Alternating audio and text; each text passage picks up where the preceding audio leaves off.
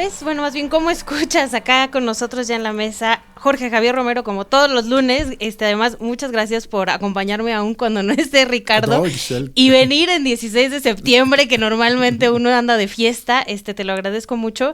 ¿Cómo lo viviste ayer? Pues, Ixchel, lo más importante es que todos los días previos, desde que se anunció que el presidente iba a dar 20 vivas, es que empezó toda una especulación entre los comentaristas y los críticos del presidente de que se iba a apropiar del grito. Y acabó tapándoles la boca, ¿no? Hizo un grito que sí, con 20 vivas, prolijo en el sentido de que fue extenso, mucho más extenso que en otras ocasiones, pero fue un grito muy bien pensado, que comunicó muy bien, que entusiasmó y además con cambios simbólicos relevantes. Es decir, este hecho de que no estuvieran todos los secretarios y sus familias y los notables invitados especiales haciéndole valla al presidente mientras pasaba al palacio. Vestidos elegantísimos, ¿no? Elegantísimos, como siempre. Que él nada más estuviera en el balcón con su esposa atrás. Todo eso dio un ambiente de sobriedad, efectivamente de sobriedad republicana, de austeridad republicana, y demostró que el presidente sigue siendo el dueño de la plaza. López Obrador, si algo lo ha caracterizado como político, ha sido su enorme capacidad de comunicación con la gente y de dominio de la plaza pública. Y ahora demostró que lo sigue siendo. En general, pues, el entusiasmo que había en la plaza ayer, el buen clima que hubo, ¿no? El presidente no está solo, ¿no? El presidente no está solo, los gritos de la plaza. Además, bueno, no llovió, los 15 de septiembre suele llover, entonces hasta el buen clima lo acompañó. Hasta Tlaloc acompañó al presidente. Y entonces esto muestra una cosa que es importante. El presidente sigue teniendo una enorme popularidad y la crítica, hay una suerte de divorcio entre el círculo rojo, donde hay mucha crítica, donde hay muchos cuestionamientos a la política del presidente y al mismo estilo de gobernar del presidente, y la manera en la que la gente recibe la actitud del presidente. Entonces, esta enorme capacidad de comunicación política sigue siendo su mayor capital, ¿no? Porque eso es lo que le permite seguir teniendo la popularidad que tiene y le permite seguir teniendo la fuerza que tiene para poder llevar adelante su proyecto, ¿no? Y a pesar de la inseguridad que no ha bajado, como de todas estas cifras económicas que nos encanta estar señalando también, la gente a un año de gobierno sigue muy esperanzada, ¿no? Así es, hay una enorme esperanza y efectivamente los datos duros no son buenos, hay mucho margen para la crítica, sin duda alguna, pero lo interesante es ver cómo esto no ha permeado precisamente la esperanza de la gente en el cambio por el que votó hace más de un año, ¿no? Entonces, eso es lo que caracterizó este grito, y sin duda alguna el presidente sale fortalecido después de esta ceremonia en la que hubo, como decía, cambios simbólicos muy importantes. Sí, en principio también en la transmisión, ¿no? Que estábamos acostumbradas a estas transmisiones coordinadas como un show de luces, ¿no? Una gran producción de empresas, según tengo entendido, y lo publicaron ayer también algunos funcionarios de OCESA y Televisa eran quienes normalmente hacían estas producciones. Ahora se encargaron, fue una producción interna, ¿no? Una transmisión desde el IMER, la Radio Universidad, Canal 11, Canal 22, con recursos mínimos, ¿no? Hasta ahí llega la austeridad y fue un gran evento, ¿no? Así es. Todo desde el principio, la transmisión en los medios públicos, que empezó desde temprano para calentar un ambiente de fiesta, y el ambiente de la plaza fue muy, muy festivo, a diferencia de años previos donde había habido hostilidad frente al presidente, plazas medio vacías y una larga tradición de esperar el 15 de septiembre para ir a mentar la madre del presidente. De ¿no? acuerdo. Sí, o sea, el año pasado era el Fuera Peña, ¿no? Que lo gritaron y justo lo callaron, y mucha gente con cartelones gritándole a Enrique Peña Nieto. Exactamente, y bueno, desde que yo tengo memoria, ¿no? Los gritos bueno, por supuesto, en 68, 69, las épocas de Díaz Ordaz, había rechiflas, hubo rechiflas, por supuesto, también a Echeverría, a López Portillo. Era una noche para irle donde sacabas la catarsis. Exactamente, era una noche catártica. Ha sido históricamente una noche catártica, y en cambio anoche fue una noche muy festiva, muy, muy festiva. Entonces, sí, el clima popular frente al presidente se demostró ayer, y eso pues también tiene que ser analizado desde la perspectiva crítica como un elemento central para entender lo que está ocurriendo, ¿no? ese enorme apoyo que sigue teniendo el presidente. Eso, y yo solamente leí algunas críticas con el de Vivan las comunidades indígenas y Viva la Paz, específicamente por los megaproyectos, ¿no? O sea, varias integrantes de las propias comunidades indígenas escribían ayer de, bueno, sí vivan las comunidades indígenas, pero consúltenos antes de hacer el Tren Maya, ¿no? Por Así ejemplo. Es, bueno, y gritar Viva la Paz en las circunstancias de extrema violencia que estamos viviendo, pues también resulta pues más un anhelo que una realidad, ¿no? Y por supuesto que puede haber mucha crítica frente, incluso a los gritos específicos, ¿no? Lo de las comunidades indígenas tiene toda la razón. Ahí la crítica principal es que puede resultar simplemente una expresión demagógica cuando se están haciendo megaproyectos que pueden afectar la vida tradicional de las comunidades sin consultarlas, por supuesto. Pero el hecho concreto, insisto, es que la capacidad de comunicación política que está demostrando el presidente y su equipo más cercano es un objeto de estudio realmente, por cómo se vincula con la gente, cómo habla el lenguaje de la gente y cómo entusiasma todavía, ¿no? A pesar de llevar un año de gobierno, que siempre el gobierno desgasta, a todos los gobernantes los desgasta el gobierno, ¿no? Y él mantiene una enorme capacidad de seguirle hablando a la gente en su lenguaje. ¿Y cómo leíste, sobre todo en redes sociales, a la oposición?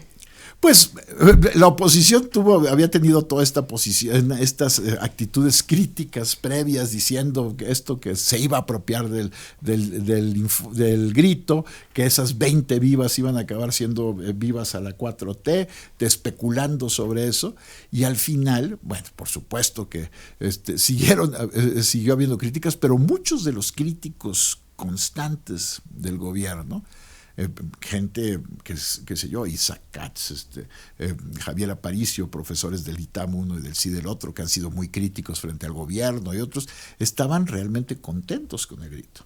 Entonces, incluso entre los opositores del gobierno hubo una actitud positiva frente al acto de ayer, ¿no? Porque sí, efectivamente fue el hecho de que la ceremonia haya sido una ceremonia sobria, sin que estuviera rodeado el presidente de aduladores, es un cambio importante y simbólicamente relevante, ¿no? Y empezando por esto, como mencionas, estábamos acostumbrados a que pasara el presidente y hubiera gente alrededor aplaudiéndole, sí, ¿no? Claro. Aquí era que también, bueno, a mí me emocionó bastante que hubiera 2 mujeres en la escolta militar, ¿no? Que entregara, estaban atrás, pero bueno, ya vamos ganando espacios, por lo menos. En eso sí ha ido avanzando gradualmente, ¿no? Desde que las escuelas militares, porque además la tradición es que un año la escolta sea del colegio militar, otro año sea de la escuela naval. Desde que las escuelas militares se abrieron a alumnas mujeres, pues ya ha habido en las escoltas mujeres, ¿no? Eso es un avance importantísimo. Esperemos que llegue un momento en que la abanderada sea mujer, ¿no? Exacto.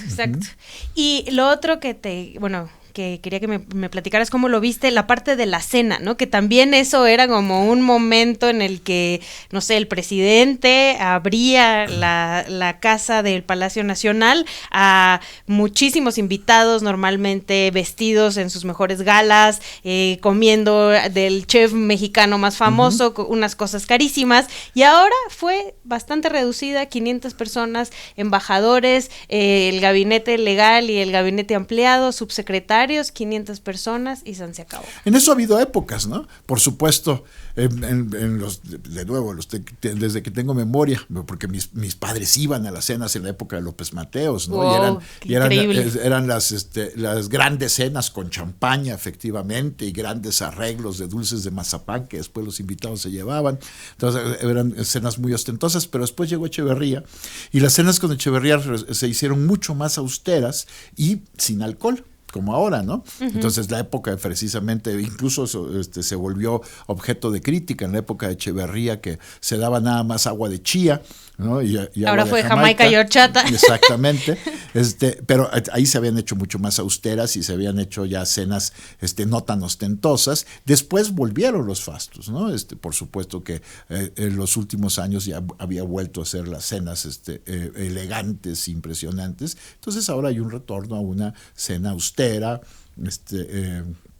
nada más para el cuerpo diplomático y algunos y a los secretarios. No invitaron ni siquiera a los diputados ni a los líderes de la mayoría de las cámaras, ¿no? Por ejemplo, yo estuve anoche en el Grito en Azcapotzalco y ahí estaba Mario Delgado, ¿no? Que no había sido invitado a Palacio. Entonces sí, realmente es un recorte importante, ¿no?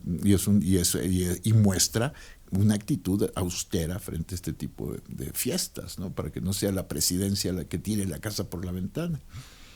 ¿Este será el inicio de algo distinto para Andrés Manuel López Obrador? Porque veo a mucha gente, como bien dices, hasta de la oposición, ¿no? Feliz. No sé si pueda ser un parteaguas para que las cosas dejen de estar tan polarizadas. Bueno, pues a mí me gustaría que así fuera, pero el hecho es que esto es un momento nada más, ¿no? Es un momento en el que es un gran triunfo político para el presidente, le salió muy bien, y por supuesto generó muy buen clima, pero es un momento, y yo creo que muy pronto las cosas volverán al cauce en el que estaban, ¿no? Pero con esta cuestión que es muy, muy importante notar, hay un círculo rojo, por supuesto, el más informado, donde la crítica es muy intensa, pero esto no se ha trasminado a la población en general, como en otras épocas, ¿no? Donde empiezas a oír críticas al presidente en los taxis. Aquí no, estamos en un momento en el que el presidente sigue gozando de una popularidad enorme y tiene que saber administrarla. Yo creo que ayer fue un gran momento de buena administración de esa popularidad. Y tendría que empezar a dar resultados, sobre todo con las cuestiones de seguridad, ¿no? Creo yo que ahí es el parteaguas para que mucha población continúe apoyándolo o empiece a exigirle, ni siquiera es criticarle, ¿no? Exigirle resultados. Hay dos temas, hay dos ámbitos. Por supuesto, el de la seguridad. Es decir, tenemos que ver, yo sigo siendo muy escéptico frente a la política de seguridad del gobierno basada en la Guardia Nacional, porque es una extensión de la militarización, ¿no? Yo tengo muchas dudas de que eso funcione, pero esa es la apuesta del gobierno y efectivamente si no da resultados pronto, eso va a afectar su popularidad tarde o temprano. Y el otro es la economía. Si no crecemos, si la economía sigue estancada, si la economía no da buenos resultados, vamos a ver que esta enorme popularidad del presidente va a empezar a deteriorarse. Eso, en principio, como bien dices, yo esperaría que fuera un parteaguas para que bajáramos un poco las armas que tenemos unos contra otros, pero y no dejarlo solo aquí, también un poco para quienes hemos sido críticos con el presidente Andrés Manuel López Obrador, entender esta otra parte de la gente que está muy esperanzada, ¿no? En el cambio. Y también hoy en la mañana pensaba no sé si Enrique Peña Nieto y Felipe Calderón se estarán dando cuenta que ellos fueron en gran parte responsables de por qué la gente esté tan esperanzada en Andrés Manuel López Obrador. Así es, ¿no? Habíamos llegado a un punto tan bajo en la política mexicana que por supuesto esto es lo que explica la enorme votación del presidente hace un año y por supuesto sigue explicando la esperanza que existe en la población, porque el punto que habían llevado la política, sobre todo el gobierno, por supuesto Calderón con su absurda política de militarización que llevó a los grados de violencia que tenemos, pero después la enorme corrupción y frivolidad del gobierno de Peña explican cómo puede ser entusiasmante cuando se ve que el presidente está haciendo una política realmente austera, ¿no? Eso es una de las cosas que fomenta más la esperanza. Y Calderón ahí sigue presente, ¿no? Sí, escribió Calderón. justo un artículo, también el pensar cuáles son las razones para que el presidente Calderón siga tan presente en la política nacional, cuáles serán sus razones. Pues que él está intentando hacer su partido. Yo lo que he dicho es que Calderón tiene en la mente a Álvaro Uribe, el expresidente de Colombia, ¿no? Y Álvaro Uribe hizo su partido y logró poner en la presidencia a un valido suyo, ¿no? Entonces, esa es la esperanza de Calderón, regresar al poder a través de, puede ser su mujer o alguien a través puede ser Margarita Zavala o alguien muy cercano a él, a través del partido que está creando, a ver si le sale. Yo creo que no. Y no, por favor. No, por favor. Ya tuvimos suficiente de esa familia por el momento. Sí. Muchísimas gracias, Jorge Javier, por acompañarme y además por abrirnos este panorama, como siempre, como todos los lunes lo haces por acá. Les recordamos